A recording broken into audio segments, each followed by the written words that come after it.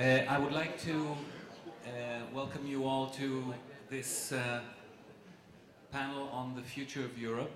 Let me make a quick polling test. Who speaks Hebrew in the audience? Gosh, you're the minority. So we will do this in full English, if that's okay. So whoever... Okay, since I got the applause, we can now close the panel. Thank you very much. It was a pleasure having you.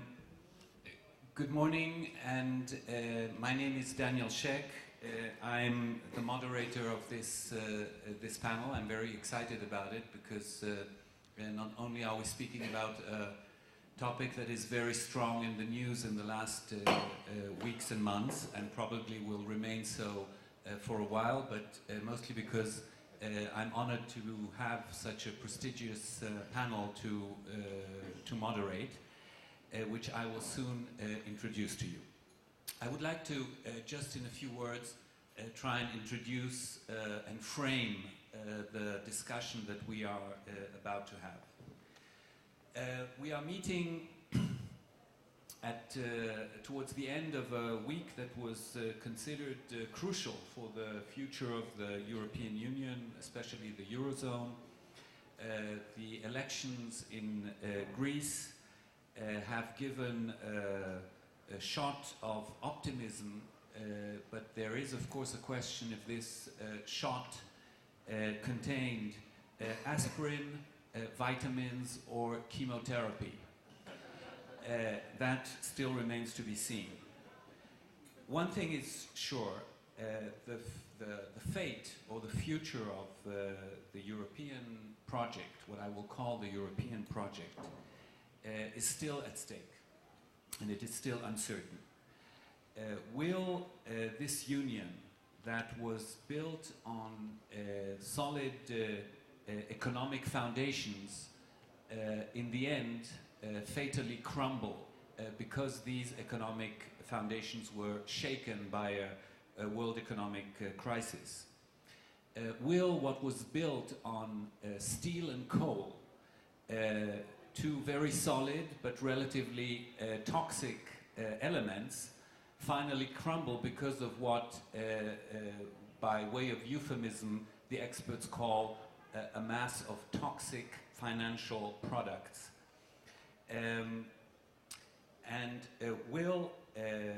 Will this happen, or could this happen, even though the European Union has already grown into something much bigger, much broader, and much stronger than simply an economic union? Will it turn out that the Eurosceptics, who said that the foundations or that the European project is founded upon false assumptions, will they end up being vindicated? Maybe it will turn out, all these are questions that are raised among many of those who are interested in Europe. Could it turn out that this very complex body that was created, the European Union, which aroused so many antibodies, so much bad feeling among many in the European states, will it turn out to have been too ambitious? And most of all, or maybe not most of all, but many think that that may be the cause, maybe the jump from 15 to 27 was just too fast, too much, too ambitious. Maybe it will turn out that the European Union was trying to bite off more than it could chew.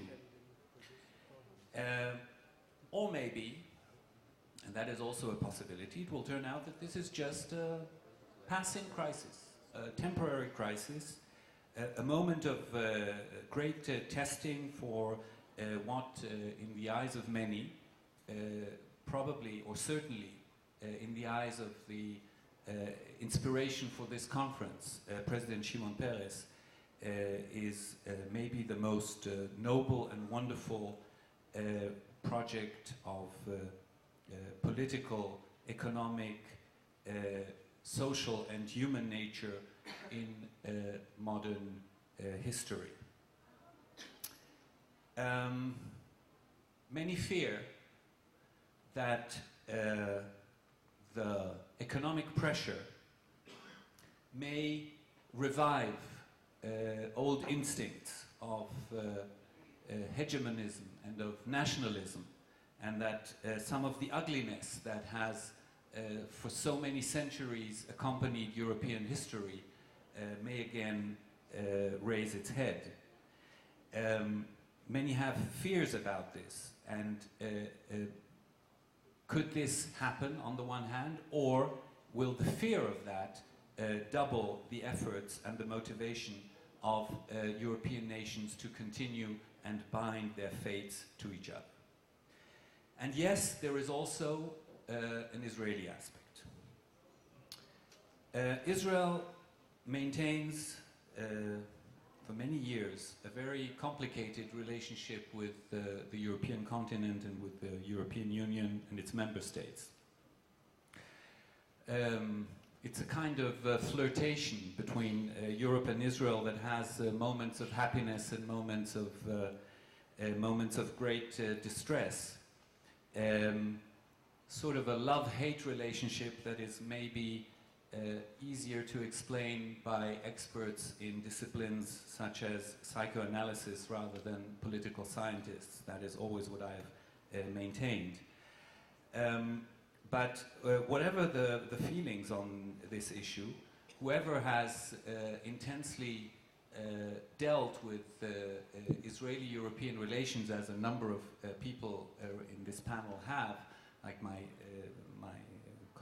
former colleague Shimon Stein, and in a different manner Ambassador Michaelis, all of them know that Israel, and maybe Europe too, have at stake some vital interests of the utmost importance in Europe and in this relationship.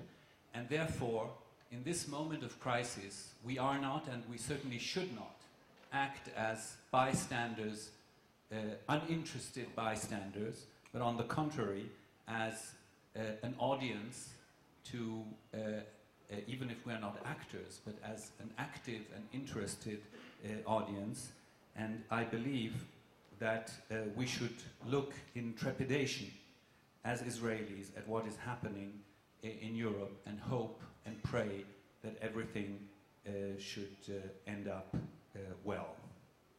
It is important to us from an economic point of view, but also politically, because I have always been convinced, and I remain convinced, that sooner or later Israel and Europe will find the common wavelength on which they will be able to transmit to each other and to cooperate finally on resolving together the Arab-Israeli conflict. However this may be, I think we have plenty on our plate, and I would like to start by introducing very briefly our panelists. If I may, since this is European manners, I will start with the lady, of course. Dr. Diana Pinto is a writer and an independent scholar, former senior fellow and board member of the Institute for Jewish Policy.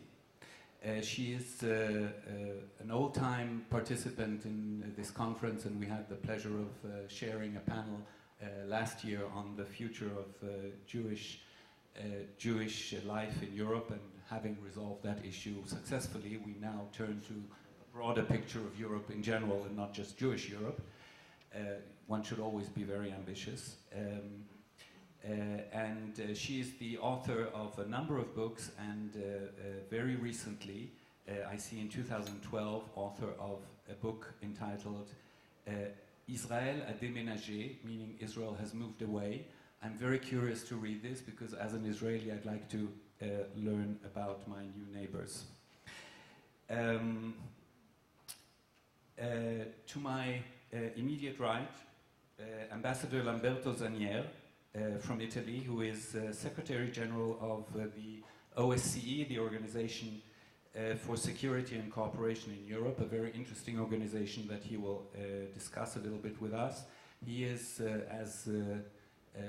I pointed out to him and he pointed out to me earlier in our discussion, a real expert on multilateralism. He has held a number of very senior posts in the Italian diplomatic service in multilateral organizations, including Under-Secretary General of the United Nations, special representatives of the Secretary General of the United Nations in Kosovo, a number of postings on multilateral political and defense affairs in the European Union, and much more. To his right, we have at least one, in theory, unbiased analyst who represents the world at large, because he is a senior person, associate editor and chief economist commentator for the Financial Times of London. I don't know, do you, in the world of global media, do you speak about the origin of media organization? Are you still a British organization, or are you a global media organization? I think we can be reasonably regarded as a British organization. Okay, so we will keep. I mean, if the Financial Times is no longer British, then where is the world going? He also is. He teaches at a number of very prestigious colleges, including Nuffield College, Corpus Christi College, Oxford University. He too has authored a number of books, the most recent one, I believe, in 2008, called Fixing Global Finance. To his right, a former colleague of mine, Ambassador Shimon Stein of Israel, former Israeli ambassador to Germany, and currently a research fellow at the Institute for National Security Studies, which, as many of you know, is the #1 think tank in Israel on international affairs and security affairs. He was also Deputy Director General of the Foreign Ministry and held a number of other very fascinating jobs in the diplomatic service. And last, but definitely not least, Ambassador Andreas Michaelis of Germany, who is current acting and a year-old ambassador of Germany in Israel. I believe, as I've always believed, for the Israeli diplomatic service to be ambassador in Berlin is one of the most challenging jobs. I believe and think that for the German diplomat to be ambassador in Israel is also a challenge. He's no newcomer to this area, because although he was formerly ambassador in Singapore, he was also Director General for Near and Middle Eastern Affairs and North Africa, in charge, obviously, of relations with Israel. And he was a close associate to then Foreign Minister Joschka Fischer, and came many times to Israel in that capacity. I also have some sympathy for one of your other jobs, former spokesman of the German Foreign Office. Having done this job for the Israeli Foreign Office, I can only feel for you. Survived. And survived, yes. So those are the panelists. I would like, if I may, to kick off the discussion with two quotes. One of them will sound very familiar to one of our panelists. The other may sound familiar to some of you, because it comes from a talk in the neighboring hall yesterday. Yesterday, Jacques Attali, one of the considered as one of the big experts on European affairs, said very bluntly, as he always does, if the European Union does not move fast to federalism, within a year the euro will disappear. The first quote is older. It comes from a speech, a very memorable and historic speech by the already mentioned Joschka Fischer at Humboldt University in Germany, in Berlin. And he said, among other things, the following. Quo vadis Europa? Is the question posed once again by the history of our continent. And for many reasons, the answer Europeans will have to give if they want to do well by themselves and their children can only be this: onwards to the completion of European integration. Ladies and gentlemen, that will be the question. Are we to go to full integration or to full disintegration? I will first ask my immediate neighbor, the Secretary General of the OSCE, Ambassador Zaniel, to give his opening remarks.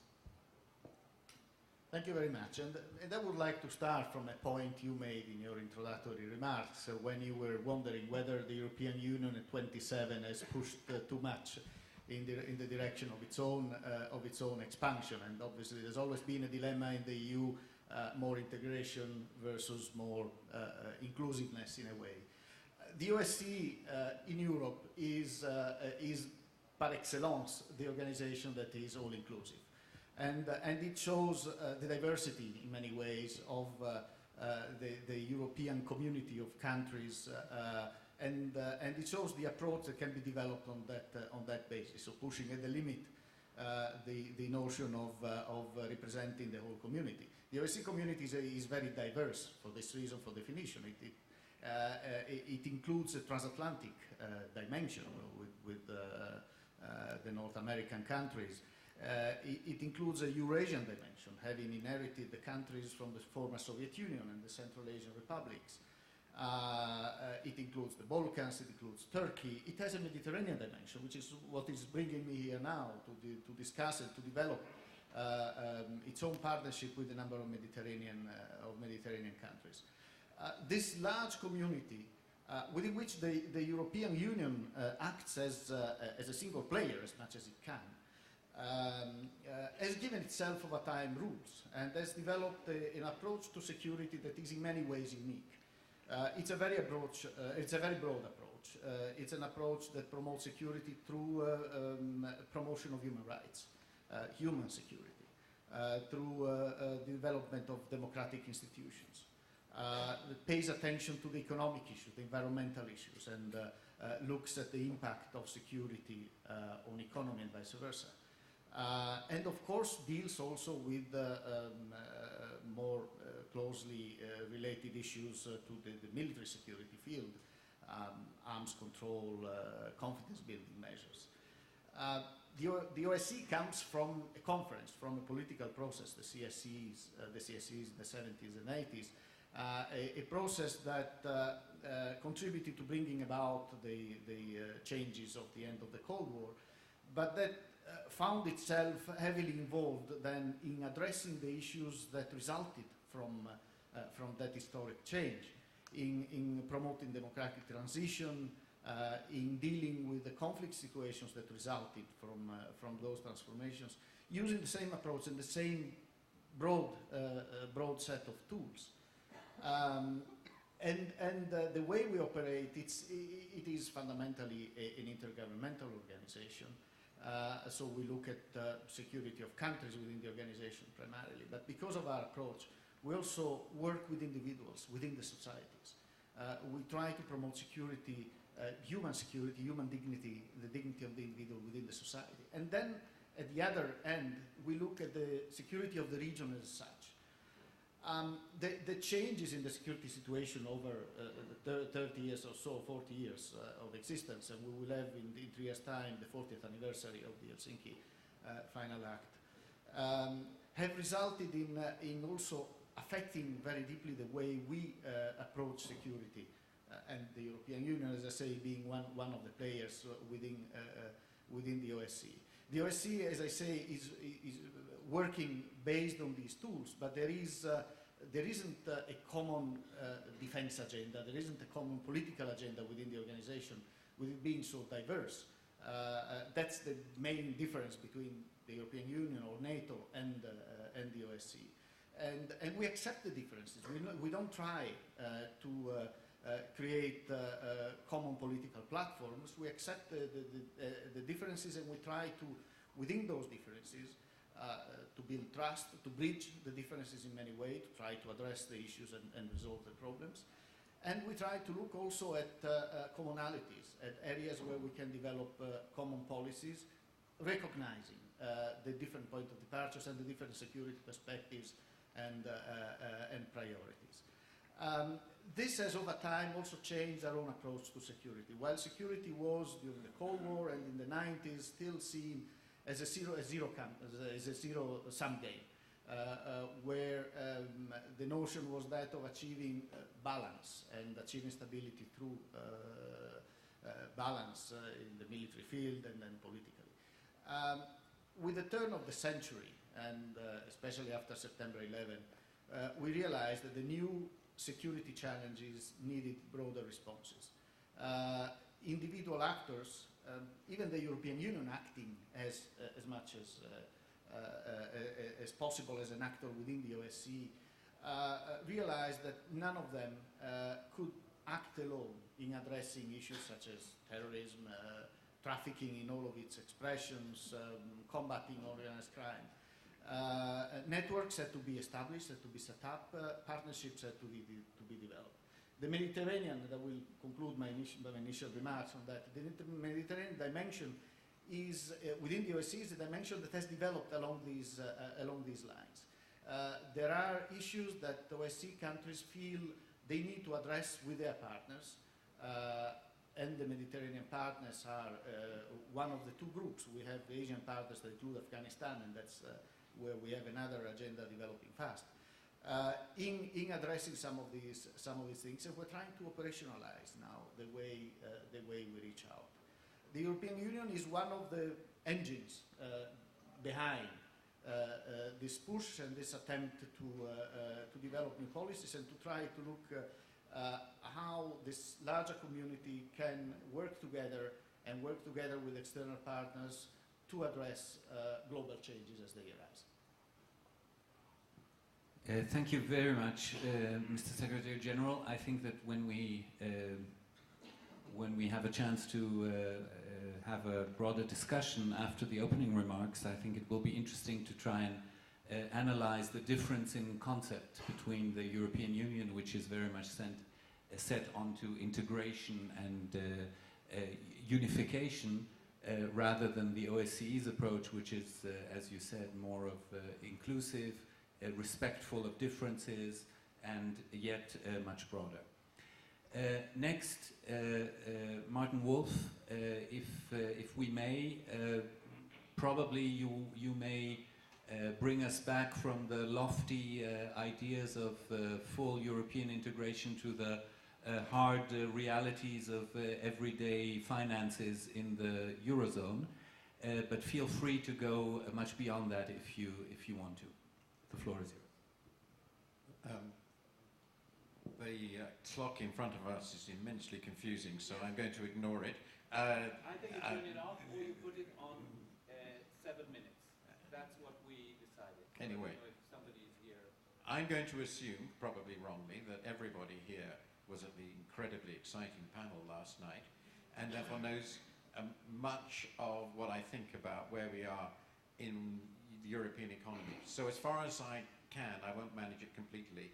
I will try to avoid repeating what I said yesterday. It may come up in discussion. I am, like most economists of the English-speaking world, though not all, a long-established skeptic about the Euro project, which I've regarded since the 80s as an incredibly dangerous and difficult project to make a success of, and particularly once it became clear that pretty well any member of the EU might join. I take the view that the UK has done an immense favour to the Eurozone by not joining, because I think that would have truly made it unworkable and unmanageable, having a country of our size and of our irresponsibility as part would, I think, challenge even Germany to manage. But what I do, and I want to start with Britain in Europe, because otherwise nobody will talk about it, but it's also a segue into where we are. It is clear to me that the creation of the euro transformed and will transform the European Union one way or the other, in a way likely fundamentally also to reshape the relations of the UK as a semi-detached outsider with the European project. And the reason for that is that this was a really big double or quits gamble. And what is going to happen, I think very clearly, and I'm not going to go with Jacques Attali, it's a year, I don't know what the time period is, though I'm going to come to that in a moment. But essentially, the Eurozone will, as it were, now succeed or fail. If it succeeds, I'll come to this in a moment, it will be a much more integrated entity than today. How much more integrated is an open question, but it will be a much more integrated entity. And if it fails, it will break up in ways that are probably, though not certainly, going to destabilize the whole European project, and not to mention the European economy.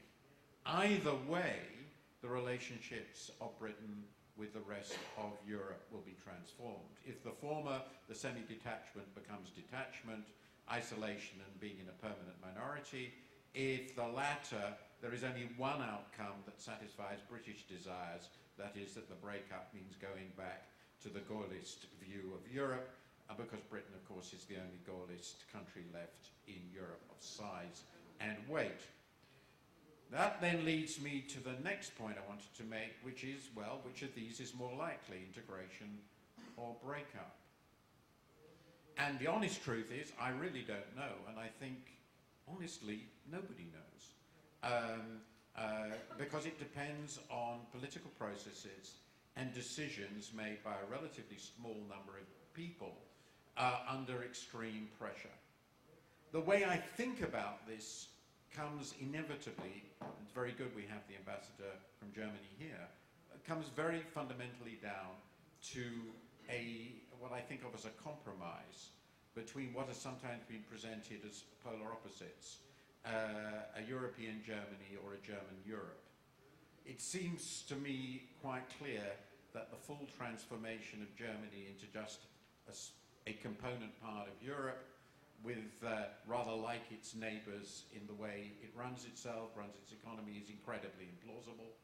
And on the other hand, a successful German attempt, which I think is what Angela Merkel is currently trying, to turn all its neighbours into proper Germans, is equally implausible and impossible. So what is going to have to be done is to work out a successful compromise between these two fundamental ambitions under pressure for Europe. And what do I mean a compromise? I mean, one, that there will indeed have to be much more discipline, much more reform, much more market liberalization, as Germany insists, if this is to work. There is no doubt at all about it. Number two, there will clearly have to be more financing for countries in stress, because adjustment within the Eurozone framework without more financing than is currently available is too brutal for normal European states to handle. Greece is an extreme case, but it's disintegrating. I think there is no small chance that the same will happen to other countries.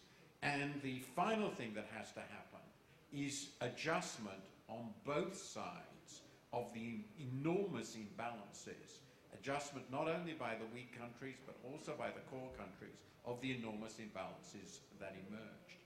If those three things, more discipline and reform, more financing and more adjustment, are brought about through what I think of as a minimum federal structure, which I discussed yesterday, then the integration process will succeed. And that then leads me to my third and a final point, which is what are going to be the pressures and the timetable under which such changes have to occur. I'm not going to go into whether, as I said, it's going to be a year or more, but it is clear that events are now moving extremely rapidly. The Greek election, in my view, merely postpones the obvious reality that the Greek program, as currently structured, is unworkable and will not be implemented, which will mean a very big moment of truth.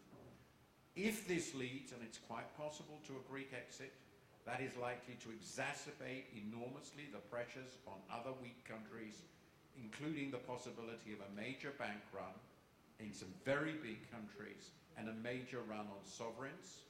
It is extremely likely that Spain will need a major program, possibly even taken out of the markets in the near future, in which case that will exhaust the entire resources that are now available to support countries in difficulty, possibly even more than exhaust them, since Spain is itself no longer a credible guarantor.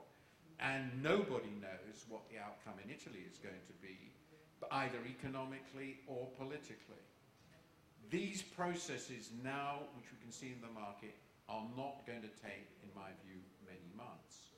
So the decisions that I mentioned about the pressure for making radical steps towards integration on this balanced package will have to be taken fairly soon.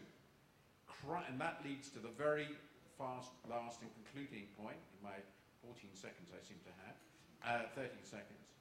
Crises, severe crises, are the moment of truth for any political or economic system. The Eurozone is now in a severe crisis. It is a moment of truth. And we will discover, I think, fairly soon whether the necessary compromises can be made by all the major players, above all Germany, which will actually allow this to succeed. And at the moment, I think the only reasonable, realistic thing we can say is, as I said, we don't really know. Thank you.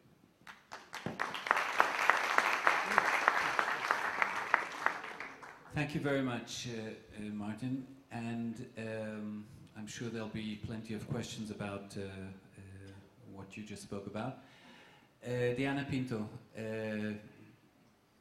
you're the only real scholar around this panel. Maybe tell us what we don't know. Well, I think I would like to start with this. Well, first of all, to answer your question, is this on? Are you here? Oh, yes. Okay. I think willy-nilly there will be further greater integration inside the European continent, because I don't see any viable alternative. But I would like to start with a historical irony. I'm sorry, I don't have a clock in front of me. No, you don't. And your time is out. Thank you. Is anybody in charge of this clock? Thank you. Right. Wonderful. There we go. Sorry. I would like to start with a historical irony. When Jean Monnet and the founding fathers of Europe decided to produce the European model, they concentrated on what seemed rock-hard economics, solid and real, because they were afraid to touch upon anything else so shortly after World War II, and therefore coal and steel. Coal has disappeared. Steel belongs to Mittal. Germany's major trading partner is no longer its wife or husband, as you wish to say. I assume in sexist terms France is the wife. But the major trading partner is China, practically. And so in this enormous scaffolding that was made after the war, is the euro the little flag on top that workers put before the entire building is finished, floating in the wind, or is there something else behind it? And that is the question. Are there Europeans? As an Italian, I can tell you that when Cavour made Italy, he said Italy has been made, we now have to make the Italians. Whether the Italians exist today is another issue. But the point is here, has anything happened behind that scaffolding in the 50-odd years? I would like to say yes. I think there are Europeans. What's sorely lacking is the political will of their political leaderships to carry them forward. They're following rather than preceding, as should have been. But let's be optimistic. I do believe in the power of metaphors of sport. We're currently in the midst of the euro. Greece did not leave the euro yet, that euro. But more important, in political terms of saying of a breakup, when Greece encounters Germany tomorrow night, this will be a major punching line for metaphors for journalists, but it will have nothing to do and nothing in common with the Czechoslovak-Soviet hockey match of 1969, in which national pride, humiliation, rage, anger, and domination were at stake. And this is, I think, important. Now, beyond that element, as just a metaphor, I would like to say that there are more things in common among Europeans inside their respective nation states that many people envisage. And I would like to include here the UK as well, because something has happened whereby London has left the UK, not unlike the way New York City doesn't really belong to New York State. There's a lot of poverty out there in the UK, and the London macro cannot hide it. Now, what do bring together the European citizens inside their national boxes?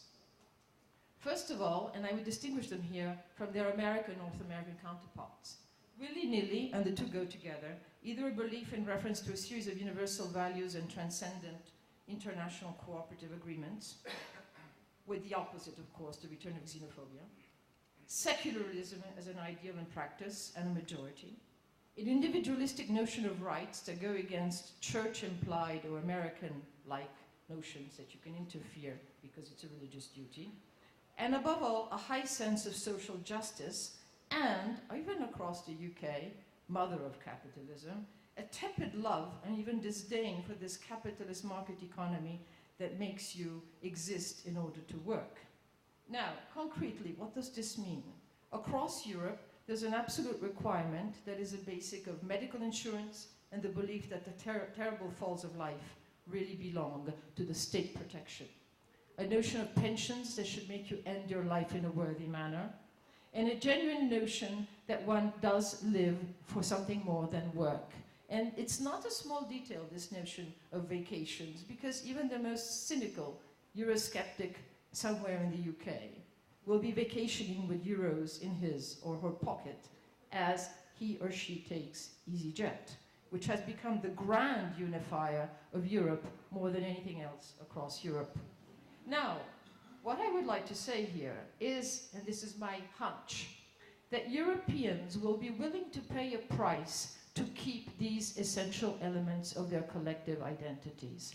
In other words, if need be, they'll be taxed more, and they'll go back to basics, you know, move one cog on their belts, and live more austerely, rather than to give up these kinds of models. Now, it's not macroeconomics, this is social daily life.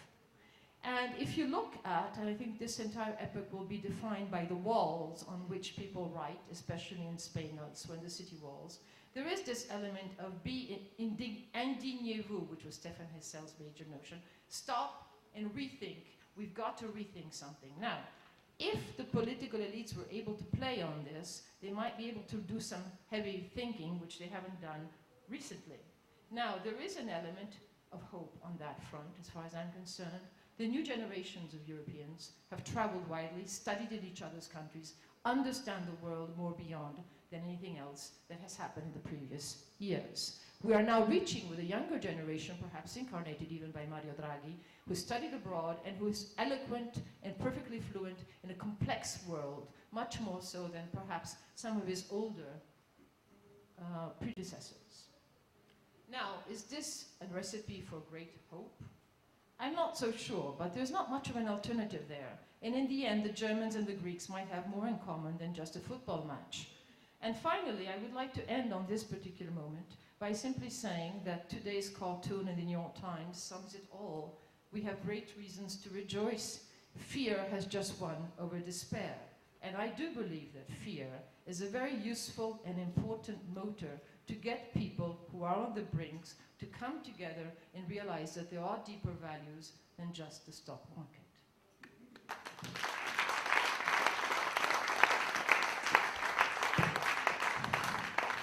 Thank you very, very much.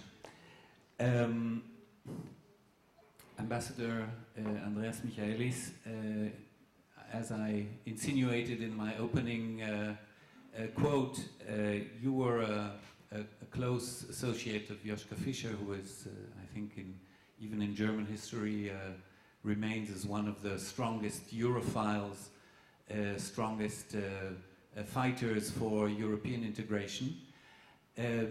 12 years after that speech, which I even believe you participated in authoring, how does the perspective look 12 years on with the earthquake that is making Europe tremble? Thank you very much, Daniel. I will come to that point, but allow me to start simply by saying how much I liked the statement of Martin Wolf, which was moderate, reasonable, including his remarks about integration, that the jury is still out whether we succeed in achieving more integration in the European Union, but that is only up to the point where he suddenly started to speak about Germany, and I think a few points need to be straightened in that respect.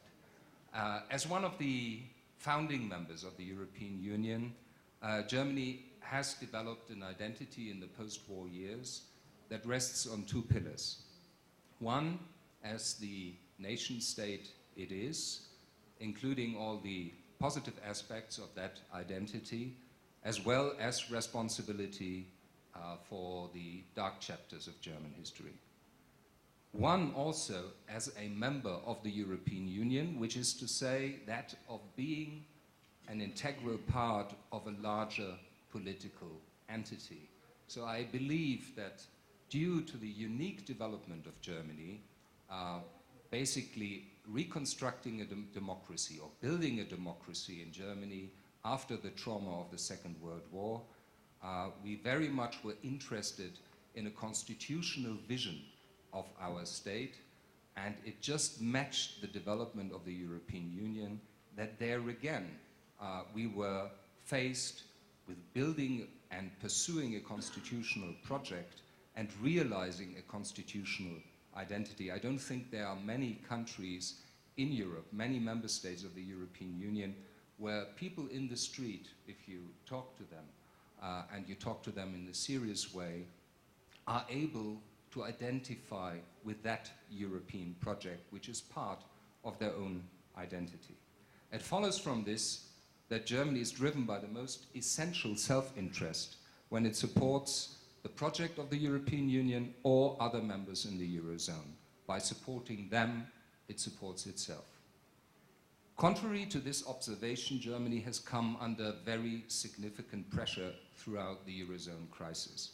Some of our outspoken critics present us as ungenerous or dogmatically wedded to prescriptions of austerity. This totally overlooks Germany's strong commitment towards the Union, and I would like to make 5 points in that respect. First, Germany has made a very substantial contribution in the context of the Euro rescue efforts and Euro stabilization. I don't want to bore you with figures, just one indication. With a share of 27%, Germany is by far the largest contributor to the rescue facilities. For Greece, we have provided 22.4 billion euros a few years ago. That would have been an impressive figure, and further 211 billion euros for the EFSF. To put that into perspective, that amounts to 10% of German GDP. Second, German leadership in Europe is not something we naturally aspire to. On the contrary, in the past, we have often shown ourselves reluctant to lead, something I don't have to explain at great length to an audience in Israel. The historical and political background for this is obvious. However, in the present circumstances, we have accepted our responsibility, but accepting a responsibility and acting on it confronts with a special dilemma in the present crisis. And I would call that dilemma the dialectic of leadership, and that is something Chancellor Angela Merkel is confronted with. The dialectic simply is that she has to think up and implement European policy with a mandate that is a national mandate. She will have to return to the German voter with a policy that she is also pushed to design in an exclusively European perspective But the question whether that is acceptable to the German taxpayer, whether that is acceptable to the man in the street and the woman in the street, is a question that simply presents a dilemma, and so it is very much a question of compromising between those two tasks, to stabilize Europe and at the same time to pursue a policy that is something you can sell to the German taxpayer. Third, austerity versus growth. Very often the present questions have been presented as the difference between a policy that is focused on austerity, and Germany very much is said to push that policy, and a growth policy. These are certainly not mutually exclusive concepts or policies. What is important, we are supporting growth initiatives, but they need to be embedded in their own interest in sound policies of reform. And that definitely includes, in the case of many member states of the European Union, structural reforms. Fourth point, Germany and the political future of the European Union. I simply would like to quote my Chancellor on this. She recently said, "We need more than a monetary union. We also need a fiscal union, which is to say a common budget policy. And what we need first and foremost is a political union, which is to say that step by step we have to delegate national competences to Europe in order to also provide for the necessary control mechanisms at European level." Fifth point, where does it leave us? The question in my mind is not, does Europe drift towards unity or towards division? The question is, what is the balance between unity and division, or it would be better to speak of difference, because we as Germans are not really afraid of moving towards integration, because we really see integration as an absolute alternative to traditional policies, and because it is an absolute alternative, we also see that in this context of unity, something is preserved that is the old nation state. Federalism does not mean the absolute disappearance of the old European nation state. Last remark, the right mix is the crucial question, the right mix between unity and difference, and in our view, this should happen through the right mix of fiscal consolidation, growth initiatives, and a deepening of European cooperation. Thank you.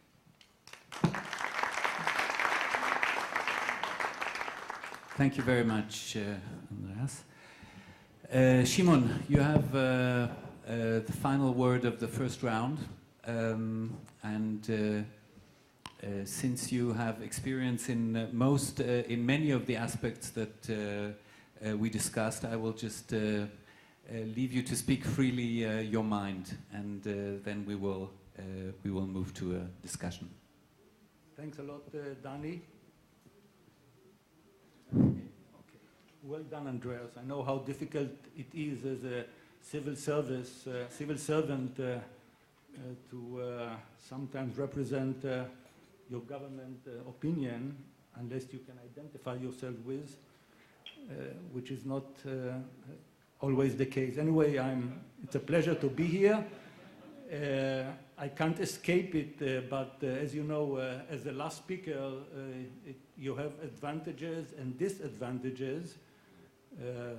All have already been said, but not but all, by all. So let me say a few outrageous things, but I can't help it and first react to what Martin Wolf has said, which reminded me of the famous statement, it's the economy, stupid, but nevertheless, I hope that the fate of the European Union will not be decided by economists, first of all.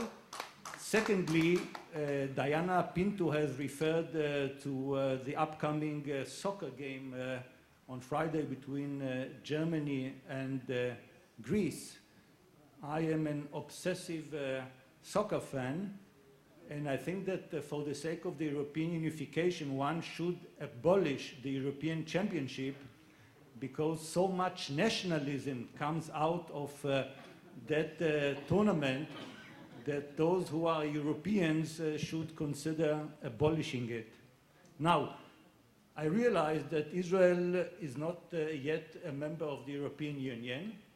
And by the way, I'm not so sure if we were to decide whether we want to become members, full members, or not, what the outcome of such a referendum will be. The government of Israel in the course of the years has never had a strategic discussion as to where would we like to end up with the European Union. But Dani, in his introductory remarks, said that we should not act as a bystander and look with trepidation as to what is currently unfolding. Let me make brief points on that issue, and then I'll make a few other general observations as to what should be the best outcome under the following scenarios for Israel. Is a disintegration of the European Union in the interest of Israel? Is a muddling through crisis management sort of mode also in our interest, or ultimately the unification, the political union? And I'm not so sure what the politicians in Israel will respond to those scenarios.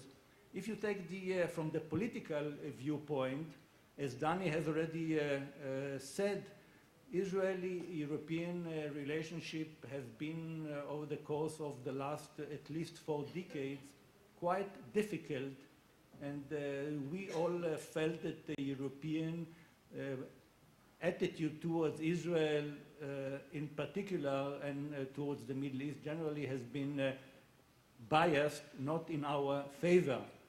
At the same time, if the European Union theoretically were to disintegrate, then some Israelis will think that we are better served, because on a nation-by-nation basis, with the enlargement of the European Union, we are better off because our bilateral relationship, hence also the national position on the outstanding Middle Eastern problem, is tilting a bit to our favor. So the disintegration from the political point of view might make sense for some. I, however, am not of that opinion. I'm a student of European integration as such. I look at it, especially nowadays, as we are in a period of transition as far as international politics is concerned. And I think that Israel should have a keen interest in the unification of the European Union, and broadly speaking, in more closer transatlantic relations, because we consider ourselves to be part of the West. And in the 21st century, if the West will not stay together, the West will become irrelevant in the big scheme of things. So altogether, as I said, I think that it is in our interest to see the West, and we part of the West, much more stronger than is currently the case. Now, in addressing briefly my comment on the it's the economy stupid, I think that the European idea did not start at the end of the day with the economics, but with the politics. One observation, Martin has said that we are currently witnessing a severe crisis. Diana Pinto mentioned the word fear. And I privately believe that it will have to get worse before it might get better. As you look at the European Union at the beginning, I mean, it was, and I am a great believer in the need, in order to make the final move towards European unification, the need for a paradigm change. Now, the European idea came against the backdrop of a catastrophe of the Second World War and the combination of statesmen who drew the lesson from the Second World War and later also the Cold War and decided to take that paradigm change. Now, usually societies that are not with their back to the wall do not feel that they have to make such a decision. And watching the way that the European lack of leadership, more politicians rather than leaders, watching the way the ongoing crisis is unfolding in front of our eyes, and we are discussing all ways of crisis management, and Martin Wolf has also said few things on that, to that effect. I think that the Europeans have not yet reached the point where they have no alternative and therefore have to move forward to that unification. So paradigm change in history as the idea of the European Union have to reach a certain ripeness. And my feeling that that has not yet been the case. A catastrophe, pointing out, can be of a political nature, can be of an economic nature, can be even of a military one, but leaving the military dimension aside, I don't think that neither the politics nor the economics are at this stage, at the stage where that paradigm change will have to take place. I think that the current crisis offers a chance for the European Union to discuss things that they were trying to evade for many years, and that is the question of the finalité. I'm sitting here, on the right of me is Martin Wolf from the United Kingdom, on the left of me is Diana Pinto from France, and further is Ambassador Michaelis. All three of them have different visions of what should the European Union end station look like. Speaking of vision, I'm reminded by the former Helmut Schmidt, the Chancellor, who said those who speak about vision should go and see a doctor because they felt that it has no place in politics. Nevertheless, I think that that offers a good chance, the current crisis for the Europeans, to get finally serious about what is the finalité. And I think that disintegration is not an option. More of the less muddling through is also not an option. So basically you are left with the moving forward, the European unification, which will ultimately result in a political union. Does Europe currently have the right leadership? My answer for that is no. Will Europe have at one point the leadership before it will be too late? I don't know. Thanks. Thank you. Thank you very much, Shimon. I will now. I have about 30 questions just for myself, but I'll choose one each. Very briefly, please, madam and gentlemen. Very brief answers, and then we will allow a few questions from the floor. And I'd like to start with you, Diana, if I may.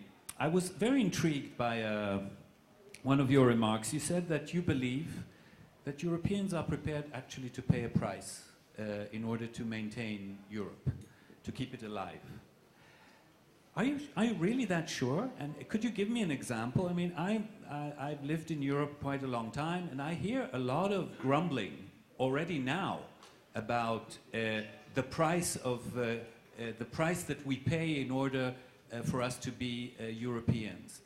And if the price will be a personal one, an economic one, will they really say, I'm prepared to do this for Europe, or will they say, no way, I'm not going to pay for some irresponsible Greek magnate who made bad politics? Well, I really think if you look at the weaker elements of the European Union right now, there is a price that has already been paid. And there have been many articles about how the Greeks have sort of bent their back and said, well, we're not going to come out of this. We'll go back to the land, or or eat less, or certainly travel. There was a whole show in France showing the number of Porsches that were on sale from Greece that had been bought with credit. And I can tell you this because the number of used Porsches being bought in France right now is much higher than the stock available generally. So thanks to the European Union, they're being shipped from Greece to France, and then France will probably have to sell them to Germany at some point if it's not doing well. That's where they come back, so they'll be going, no, back zurück nach Heimat. Anyway, I think so. And the reason I say this is, if you look at the French case, Sarkozy managed to ram down pension reform in a country notorious for the number of demonstrations that had paralyzed in the past. There was a lot of demonstration, but people finally swallowed the pill. And then they threw him out of office. No, they threw him out. Well, all right. So I think it's a mistake to assume that Hollande is going to bring back retirement to much earlier years, like 60. It's completely wrong. It's part of the social justice system. People who started working at the age of 14, and who have paid social contributions that are practically 45 or 46 years of retirement pension payment are definitely entitled to go off at 60. I think that is part of the compact of a social justice, which I do not think leave many Europeans, even Germans, indifferent. So I even may imagine, in a crazy vision of the future, that trade unions might come back to life again across Europe, but more moderate, more modest trade unions as interlocutors in these contexts. A lot of screaming in the streets, but a reality principle that is coming to deal with people. People accept it. Thank you. Martin, will there be a Europe without the euro? I mean, if the euro does collapse, where does that leave the European Union?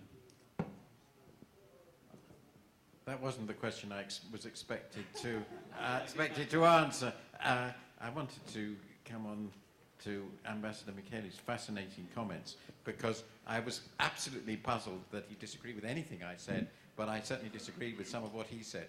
So I hope we'll get to that, because it's very important to clarify the nature of the problem. However, on your question, so let's just take it as analytically as I can and pretend I'm a dispassionate outsider. I have taken the view throughout my writing on this that while I thought the euro in its present form, that is to say a euro that embraced both Northern and Southern Europe, was a tremendous mistake, that breaking it up is an almost unmanageable thing to do without causing extraordinary economic damage.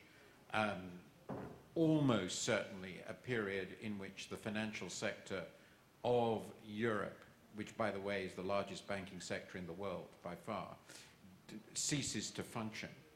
And a period in which by its nature, if you were talking about a disintegration, I'm not talking about this actually happening, the central bank would cease to function, because whose central bank is it? Under those circumstances, we must assume, I think, a breakdown of the European economy. Remember that all the member countries do more vast amount of trade with one another, and this would affect the world. So first you have a depression, one. And two, you have the failure of what is effectively, Diana described it as the flag. I would describe it as the capstone of the European project. Like it or not, I cannot believe that in that situation, in which everybody would blame everybody else, well, if I may put it in a very invidious way, many would blame Germany, and Germany would blame everybody else. I'm sorry, but that's, I think is what would happen in that situation, fair or not. I don't see how the project would survive.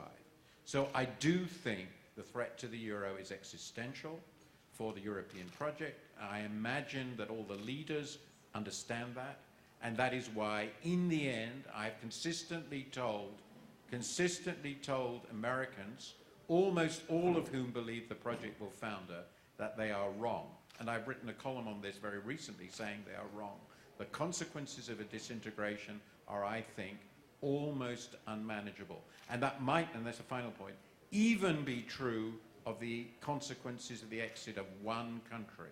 It could create a fundamental transformation because it ends the proposition that it's irrevocable, and once it ceases to be credibly irrevocable, it becomes extremely difficult to hold the line on subsequent collapses.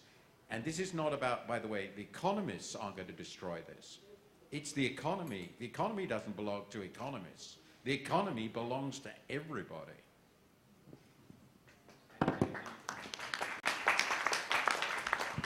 Thank you very much. That may not have been the question that you expected, but that was the answer that I hoped for.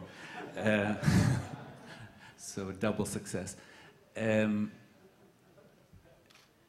Andreas, I would like to ask you to briefly go back to the question of full integration. I quoted Jacques Attali yesterday, who gave a very short timeline. Seems difficult to imagine. But do you, as a staunch Europhile, do you believe that full integration in Europe is still the goal? Is it doable? And is it doable even beyond the current crisis situation in a kind of fuite en avant, what the French call running forward just in order to run away from the crisis? Is it still the goal that you believe in? Personally, I do believe in that goal, and I always believed in it. You quoted the Humboldt speech, which was drafted in the year 2000, so that's a good 12 years ago. Then the question of the finalité was asked against the backdrop of the enlargement of the European Union. It was before the enlargement, just let me point out. It was before the enlargement, so the question was basically, are our institutions ready to function? Are we ready to function as a union with a membership of 27 that we are today?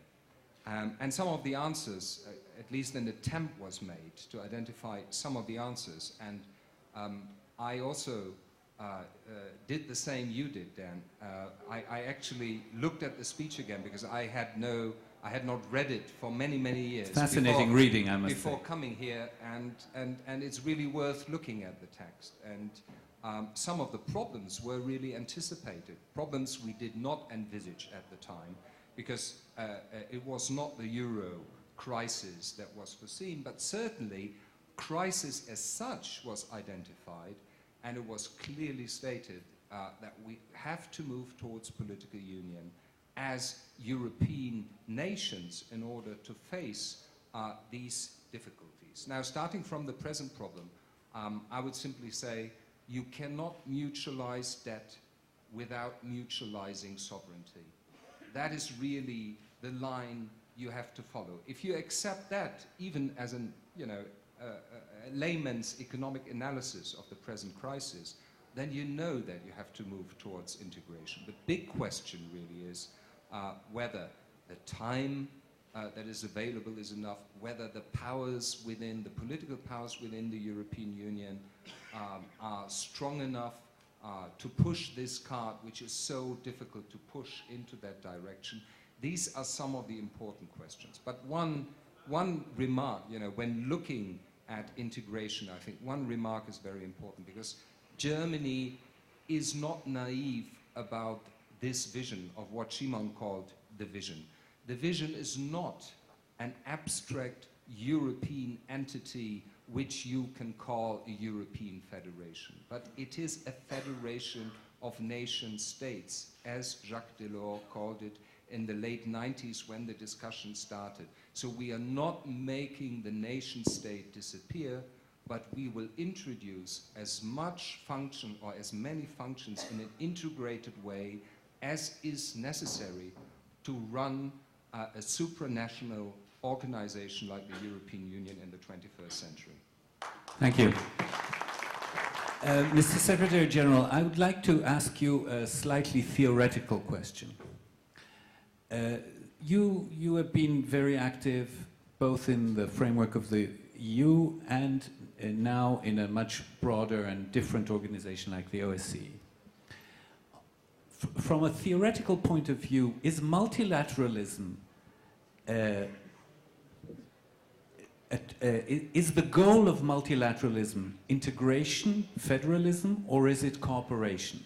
Because these are very strong differences between the two organizations. Is the European Union a tool of multilateralism at all, or is it a way to overcome nationalism and to create a larger, broader, unified entity, which is not really a multilateral organization, but it is one organization?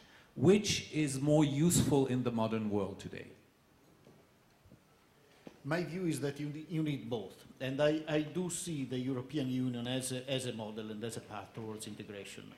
We see, even from my current perspective, I see the European Union acting, or I was saying, trying to act, or having the ambition to act as a single actor within the OSCE, with mixed success. We see European Union as such is one of the key, if not the key driving force within the OSCE, because of their position, because of their contribution to the budget. We're not involved in financial issues. The only way I feel that is through the budget discussions, in fact, and the limitations we have there. But on the political side, I see that very clearly. But what I'm seeing is also the impact of lingering divisions and lingering problems within the EU. We had recently a problem of facilitating Serbian elections in Kosovo, and the European Union immediately they knocked at our door because they realized that because the EU is divided on the issue of the recognition of Kosovo, they couldn't do much. But an organization that is broad, that represents the whole regional communities, seen as having the legitimacy, then that could do it. So they came to us, and then we worked together, and then we managed to do it. But the EU still has unfinished business also on the political side, and that's one area where they're really beginning from the way they operate in the Security Council or the United Nations. Multilateralism as such is good for a broader community, for a community where you can't have an aspiration, at least a short-term aspiration of developing common political goals, or where you can work on minimizing the impact of different security perceptions. Within the European Union, you don't have that challenge. The platform is much more advanced, it's much more developed. And in fact, the ambition should remain that of integration, also from a political side. So the two things are complementary. As I see them, they don't exclude each other. And the challenge for the Europeans is that of doing this, completing this last mile that they need to do also at the political level. Can I Sure. Although I had a wonderful question for you, but it's your loss. Go ahead. Well, let me respond to a question that you have asked Pinto at the beginning about whether the Europeans are willing to pay the price. I'm afraid it depends whom you ask. And I don't think that you will get one answer from all 27 members of the European Union. There's one keyword which has to be seen in the context of the question whether we are right, namely the Europeans at this stage, to move to a European further from the current crisis, ultimately to European Union, with all the difficulties that comes ceding sovereignty, which is an issue for itself. The keyword which has not been mentioned is the keyword solidarity. Are we, as Germans, willing to have a certain sense of solidarity with the Greek people, or do we look at the process at this stage only from the economical monetary viewpoint? And I think that currently there is not much solidarity among all European member states. I think that the Europeans as such, if they were to conduct a survey with the question, is a unified Europe our fate? What would be the outcome of such a question that would be posed? And I'm coming back to my observation. If you take the 2004 enlargement of the European Union, I don't think that the question at that time was what economic consequences would that enlargement entail for us as the European Union. Had they thought about it, I think that some would have second thought whether they would go ahead in integrating those countries. So it was first and foremost a political decision that we would like to move a step further on the way of making Europe one and a whole, integrating all of them. As we are now looking at the efforts to salvage Greece and Portugal and Ireland, nobody speaks about Cyprus, let alone Romania and Bulgaria.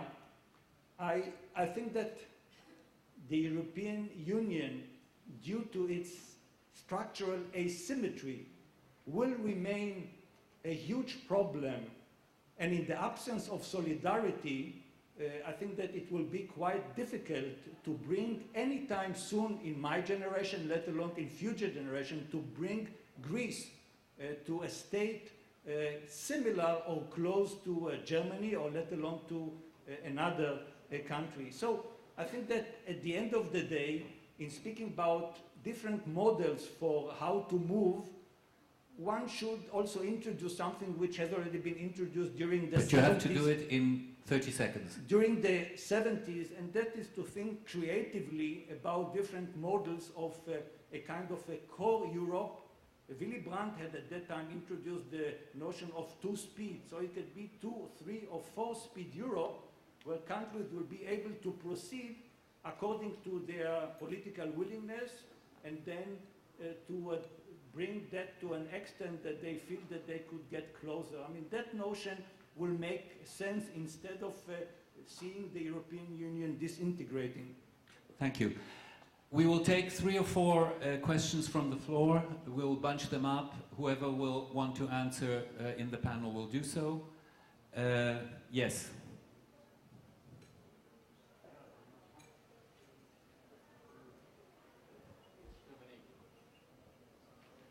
Ah, okay. Insider privileges. Go ahead. One question to Ambassador Michaelis. Why, in 2000, did the speech of Joschka Fischer sounded so visionary, so full of confidence in Europe?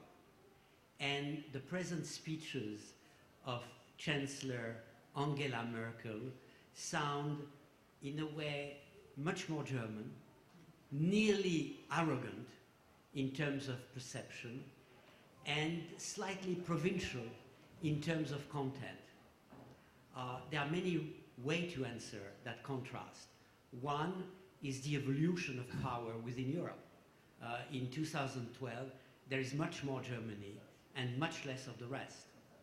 But there is also the fact that probably Germany itself, by behaving today as France behaved, let's say, in the 70s or in the 80s, makes herself less acceptable to the rest of Europeans. So in a way, if I were to summarize that, if Germany is perceived as a second France, it's the Gaullist British vision of Europe that will prevail.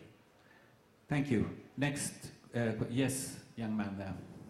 Thank you, Ambassador Scheck, for the very interesting discussion. My question refers to His Excellency Secretary General from the OSCE. Do you think that Israel can serve as a positive actor with regard to the economical crisis nowadays in Europe, thanks to our strong economy nowadays in Israel? And if so, how do you see the future, the nearby future, in strengthening the economical relations between Israel and the European community?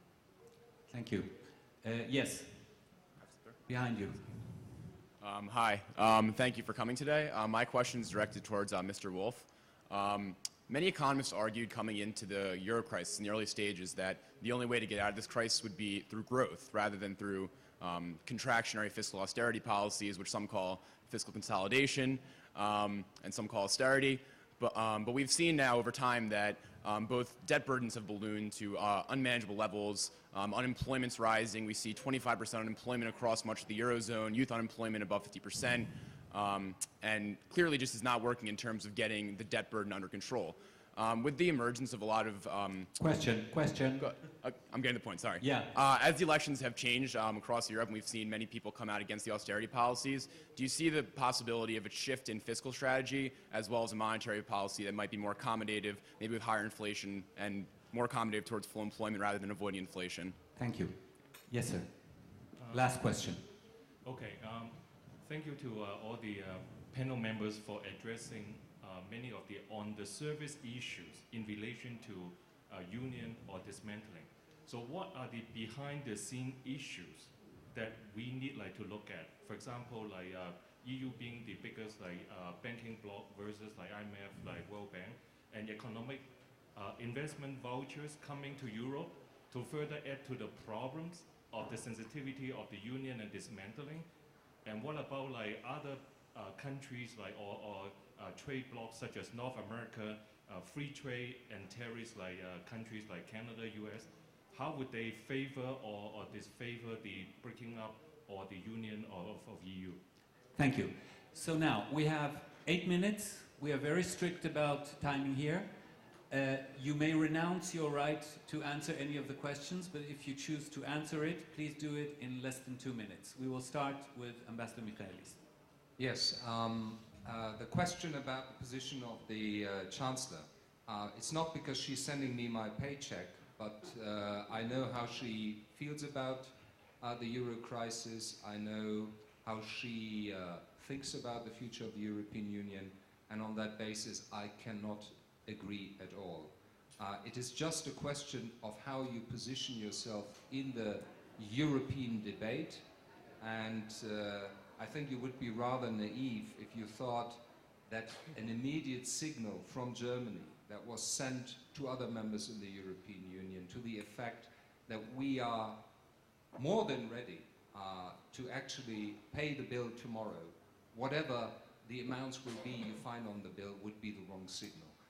It would be a deadly signal for anybody who holds political responsibility in Germany against also, I admit that, media portrayal of other member states in the European Union in Germany that is not very favorable. E.g. Greece, for instance, so that many Germans get the impression they are basically living from the money that we are providing in the terms of a rescue package. This is not the truth, of course, but it is something that is part of the political reality, and I think you have to find the right language, you have to find the right tone, and I've presented a quote from the Chancellor. I think that's a very important quote about how she looks at the question of addressing the issues in the context of moving towards further integration, and I very much believe that is the line she would like to take. Thank you very much, Ambassador. Diana? Yes. I would just like to clarify 2 points, especially here in Israel, outside of Europe. When we talk about European enlargement to the 27, and we're constantly talking about 4 countries that are producing this major crisis, let me as a historian give you some dates. Greece became a member of the European EEC in 1974. Spain, I believe, in 1985. Italy was one of the founding members of the entire European project. Consequently, we're talking about structural transformations that are not linked to the enlargement of the 2000-2004 period. And we're talking about core problems that are at the heart of the entire European continent. And if I may just take 1 second to disagree with Shimon Stein, it's not so much an issue of people not wanting to support with solidarity the Greeks, but it's the notion that solidarity might become a leading virtue inside each European country, and no one is eternal, not even the Chancellor. And the current electoral mood in Europe seems to be swinging in the direction of more solidarity and perhaps a more modest lifestyle, and this will change the situation. Thank you. Shimon, 2 minutes. Even less. I'll be brief in my comments and stick to what I've said. I agree with you. What I meant to say that at the end of the day, the major political decisions were politically driven and not economically driven, and that should stay so, notwithstanding the economic hardship that some countries do undergo currently. Unfortunately, as I said, I don't see currently a political leadership that is willing to bite the bullet and confront the European population with some realities rather than look for the next elections, look also into the future and be willing to pay a price, even if it is a political price, for the sake of the unification of Europe, which is Europe's fate at the end of the day. Thank you very much, Shimon Stein. Martin Wolf. 2 minutes to discuss austerity and consolidation and growth in No, 2 minutes to charm the audience, that's all. No, I'm going to do the 2 minutes. Okay, I will make 4 points. I think it's 4 points. Might get down to 3.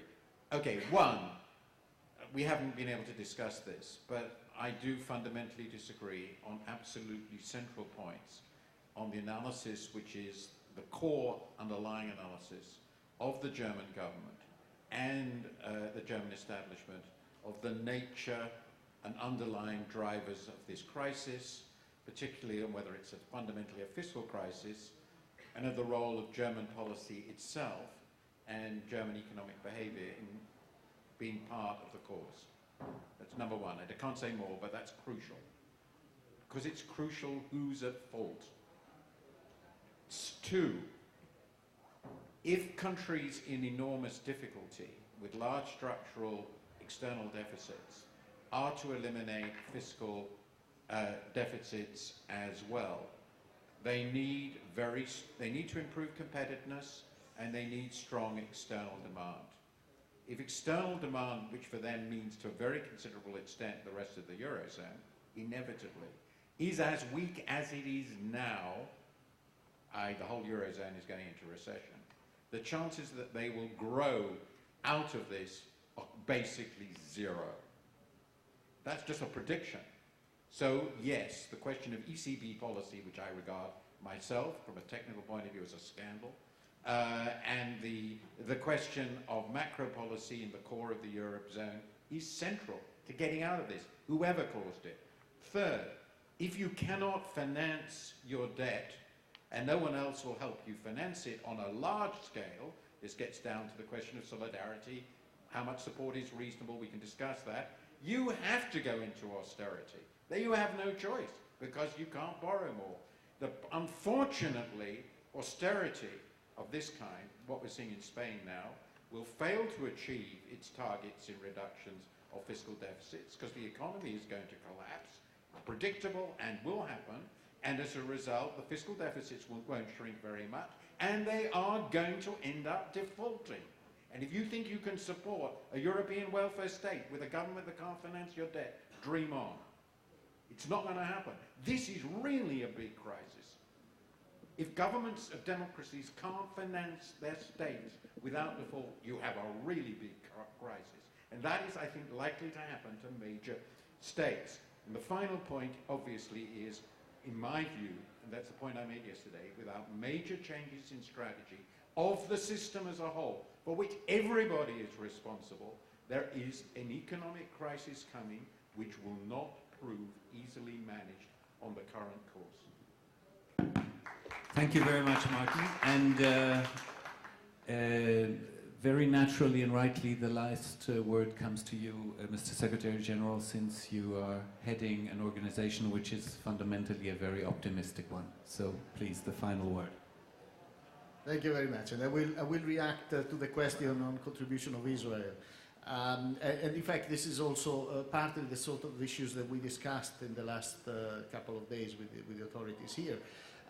There is an area where multilateralism can offer a very obvious added value, and that is linking up with broader communities in addressing broad challenges, in addressing global challenges that are transnational in nature, where a single country or even a single group of countries can't make a difference, and you need to build alliances, partnerships, and look where you have added value. So there you focus mainly on security-related issues, even in the economic area. So we have a list of issues on the agenda of our own organization. It's issues related to good economic governance within countries, related to democratic transitions, and try to apply tools that we're developing to assist the democratic development of our countries. But then also more specific issues like financing of terrorism, certain environmental issues, cybersecurity, or trafficking in various aspects, and combating organized crime. So there is a long agenda. And there are two modes of operation. One is Israel vis-à-vis the OSCE community and the larger European community as a whole. Secondly, using the tools that this community has developed to develop a dynamic of cooperation within a specific region, that would be the Mediterranean region.